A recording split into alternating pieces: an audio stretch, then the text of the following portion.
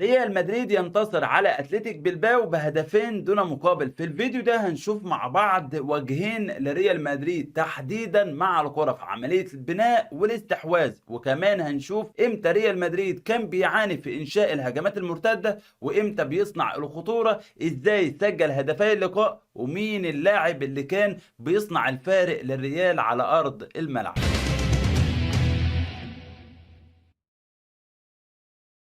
مساء الفل. قبل اي شيء فضلا وليس امرا، اللايك التعليق ده بيفرق معانا جدا في انتشار المحتوى على اليوتيوب. تعال بقى معايا نبدأ باول شيء. ريال مدريد مع الكرة في عملية البناء امتى كان بيواجه الصعوبات؟ كان بيواجه الصعوبات في الخروج بالكرة لما يكون الثلاثي الهجومي منعزل تماما، اسينسيو فينيسيوس وبنزيما، لما يكونوا بعيد عن لاعبي الوسط. في الحالة دي الريال ما بيقدرش يعمل هجمة من لعب مفتوح على الارض. زي ما انت شايف كده ضغط فيا ريال على ثنائي الدفاع روديجير وميليتاو، من الثنائي نيكو ويليامز وإيناكي ويليامز. وهنا بنشوف سانسيت بيضغط على كامافينجا، سيبايوس بيضغط عليه، كذلك الأظهرة ناتشو وميندي فالفيردي، كل لاعب معاه لاعب. فبالتالي الريال كان بيواجه الصعوبات في الخروج بالكرة وبيضطر اللعب الكرات الطولية، ومن ثم يبدأ هجماته من وسط الملعب من خلال الفوز بالكرة الثانية. هنا ريال مدريد لما كان بيرجع اسينسيو ويدعم مع ثلاثي الوسط فالفيردي كامافينجا سيبايوس في الخروج بالكرة، بنلاقي الريال يقدر يصنع التفوق العددي. لذلك هنا لاعبي الريال موجودين بتسع لعيبة ضد 6 من فريق اتلتيك بلباو. فهنا تمريرة والتانية تروح عند كورتوا اللي يبدل اللعب عند مندي، لكن من سوء حظ الريال ان مندي هنا وهو بيستلم الكرة بدل ما يلعب لاسينسيو لعب لظهير اتلتيك بلباو.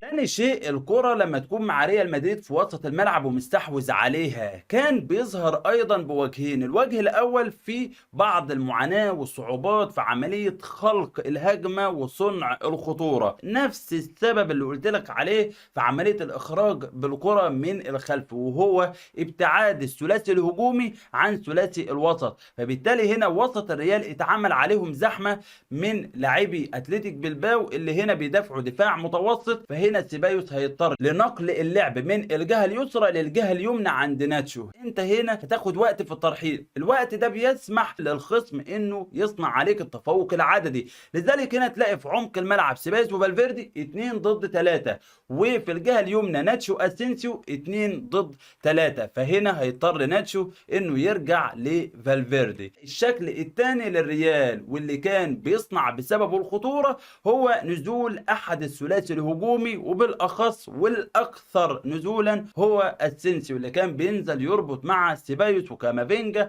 وفالفيردي. فبالتالي يصنعوا التفوق العددي ووفروا زوايا التمرير في وسط الملعب. المثال الاول هنا روديجير معاه الكره، ولاحظ كده هيروح يستلم منه الكره اسينسيو، وهنا سيبايوس هيهرب من نيكو ويليامز فيكون خيار للتمرير يستلم كره اسينسيو، وهنا سيبايوس هينقل اللعب من الجهه اليسرى للجهه اليمنى. التبديل اللي كان بيشتغل عليه الريال، وصل ناتشو كان جاي من الخلف طبعا فالفيردي اللي داخل منطقه الجزاء خلف فينيسيوس، وبنزيما هنا بيستلم التمريره الخلفيه ويسدد ولكن طلعها المدافع. هنا لعبه تانية بتوضح لك نفس الفكره، اسينسيو نازل مع ثلاثي الوسط، فحتى لو هو مش هيستلم الكره ويحرك الفرقه، لكن كان نزوله بيدي حريه لسيبايوس في نقل اللعب من الجهه اليسرى للجهه اليمنى. شايفين على طول، وتبديل اللعب تمريره والتانيه خروج بنزيما قرب اسينسيو. انت كده ايه، لعيبه تقرب من بعض، الدعم اسينسيو يلعب لناتشو ثم الفالفيردي. ركز كده اسينسيو ازاي هيهرب في المساحه اهو، من 4 لعيبه من 3 لعيبه هرب،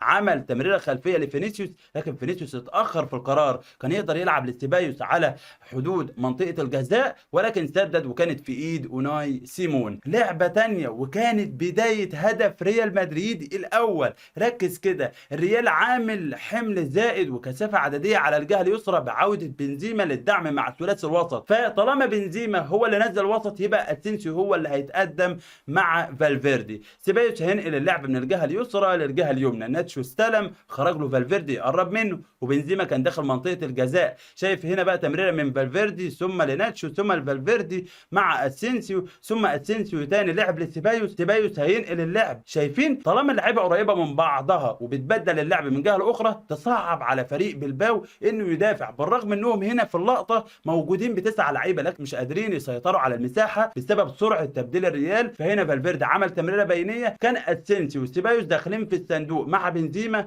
جابها اسينسيو علشان تنزل لبنزيما اللي بيرجع ياخد خطوتين وبيسجل من لمسه واحده بطريقه رائعه جدا. بعض الفرص اللي بتقول لك لما تستحوذ بعدد كبير من اللعيبه تحت الكره بتكون امام خيارين، الاول انك تستحوذ استحواذ سلبي او انك تعتمد على حلول فرديه زي ما هنشوف فينيسيوس. هنا فينيسيوس مستلم الكره وخارج له بنزيما وعلى نفس الطرف معاه مندي، ففينيسيوس اول ما راوغ 2 وراوغ الثالث هنا فك العقده، لكن مش كل مره هتسلم الجره وتقدر ترقص 3 و4. هنا بنشوف فينيسيوس هينطلق على الخط، فهنا مندي بقى والدعم، طالما مندي هيتحرك ويدعم فينيسيوس فهتلاقي خطوره من ريال مدريد، وبنزيما دخل الصندوق وكذلك اسينسيو. هنا فينيسيوس هيلعب لمندي، مندي راح في المساحه بص على بنزيما لعب له الكره للخلف، بنزيما سدد ولكن فوق المرمى. وهنا بنشوف فاول انتهى بتسديده من ناتشو، كان ممكن يلعبها لاسينسيو ولكن سدد ناتشو وتصدى لها اوناي سيمون.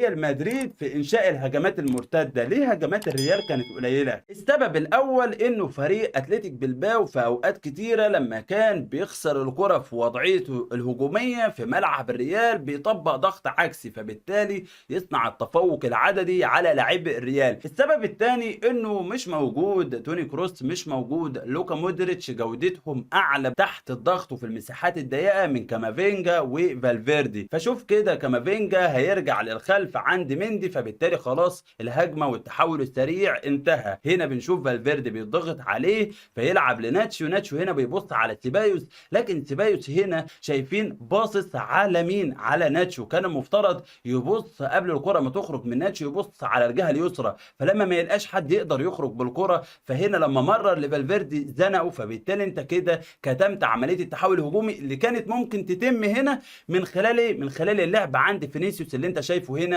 في المساحه. لعبه اخرى متوقفه برضو على قرارات اللعيبه. فينيسيوس هنا كان جاي له مندي من الخلف، فلو لعب بس تمريره سهله لفيرلاند مندي هينطلق في المساحه، فهتلاقي في الناحيه الثانيه هينطلق اسينسيو وفالفيردي خلف الظهير الايسر. وحتى هنا سيبايوس كان جاي من عمق الملعب وبرضه هيروح معاهم في المساحه، وفي الامام بنزيما. كل ده كان هيعمل تحول سريع. وهنا فرقه بلباو موجوده ب8 لعيبه في ملعبك بعد خسارتهم للكره، لكن اللي حصل فينيسيوس اخذ وقت كبير على الكره 4-5 ثواني، فبالتالي سمح بالمقابل ان فريق بلباو يضغطوا عليه ويمنعوا الريال من عمل هجمه مضاده. طيب هنا فينيسيوس لما يقدر يطلع القرار الصح ايه اللي هيحصل؟ اللي هيحصل ان انت هتضرب لاعبي بلباو في ملعبهم، ومن ثم هنا هتنتهي اللعبه بهجمه مرتده لعبها بنزيما عند اسينسيو في المساحه، ولكن من سوء حظ الريال واسينسيو اللي عمل مباراه جيده جدا ان الكره تمشي بجانب القائم.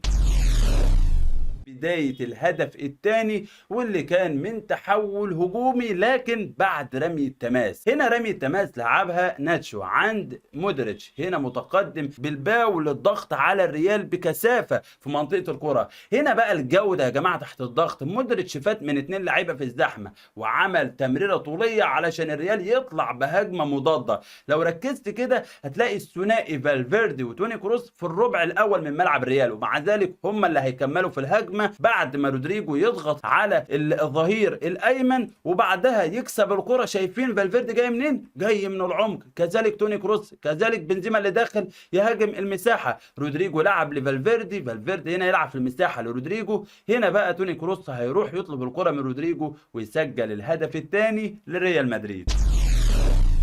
تعال معايا ننتقل لريال مدريد من غير الكرة. كان ايه موقفه في عملية الضغط العالي، الضغط المتوسط والدفاع المنخفض؟ زي ما انت شايف كده ريال مدريد في البداية كان بيضغط ب4-4-2، فينيسيوس وبنزيما يكونوا على قوس ال18 اولا لعزل لاعب الوسط فيسكا، وفي نفس الوقت يكونوا جاهزين للضغط على احد قلوب الدفاع. لكن هنا اوناي سيمون بيلعب كرة طولية ودي تعليمات من المدرب فالفيردي، بتروح عند ناتشو وشايفين شايفين الريال راجع بالأربعة 4-2. الريال لما تحول ل 4-2-3-1 بوجود كامافينجا وسيبايوس خلف الثلاثي فينيسيوس واسينسيو وفالفيردي اللي مع لاعب الوسط وبنزيما اللي بيضغط على الحارس واحد المدافعين. فهنا اوناي سيمون لعب كرة عند سانسي هنا اللي بيهرب من كامافينجا، ودايما هتلاقي فريق اتلتيك بلباو بيهرب في المساحة خلف مين؟ خلف كامافينجا وخلف فينيسيوس وفي المنطقة اللي فيها فيرلاند مندي. فهنا لما هرب سانسيت عند مندي اصبح 2 ضد 1 مع نيكو ويليامز، فلعب لنيكو ويليامز،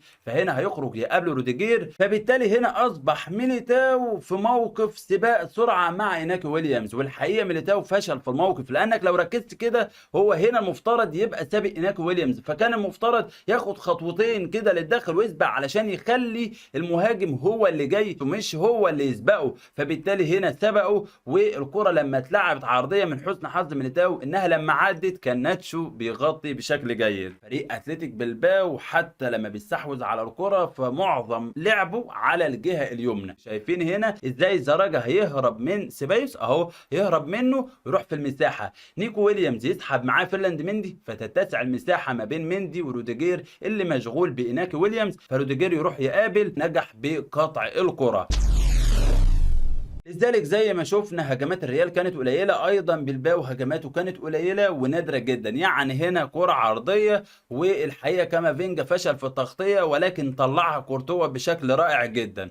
هنا برضو كله جاي من الجهه اليمنى، نيكو ويليامز يستلم يراوغ كامافينجا شايفين ويسدد ولكن بجانب الحارس سانسيت، والهروب من كامافينجا كالعاده كامافينجا بيتهرب منه، وهنا فيرلاند مندي واتلعبت كره خلفه شايفين وراح الراجل في المساحه. إيناكي ويليامز كان يقدر يسجل هدف ولكن الكرة ضربت في الشبكة من بره. وهنا في الشوط الثاني كرة عرضية اتلعبت من الجهة اليسرى، أخيرا بيهاجموا من هناك وانتهت بالجهه اليمنى نفس المكان اللي فيه فيرلاند مندي. هنا ويليامز وروديجير، ومندي المفترض يعني يكون بوضعيه جيده يكون خلف روديجير على نفس الخط علشان يشوف اللي جاي من الخلف نيكو ويليامز، لكن ده ما حصلش. فبالتالي الكره لما عدت من إيناكي ويليامز وراحت عند نيكو ويليامز وسدد كانت بجانب القائم. بكده يا صديقي اكون وصلت لختام الحلقه. في النهايه ما تنساش تدعم الفيديو باللايك، تشترك في القناه وتفعل جرس التنبيهات علشان يوصل لك كل جديد. كان معاك احمد سيد من قناتك تكتيكانو، دمت في رعاية الله.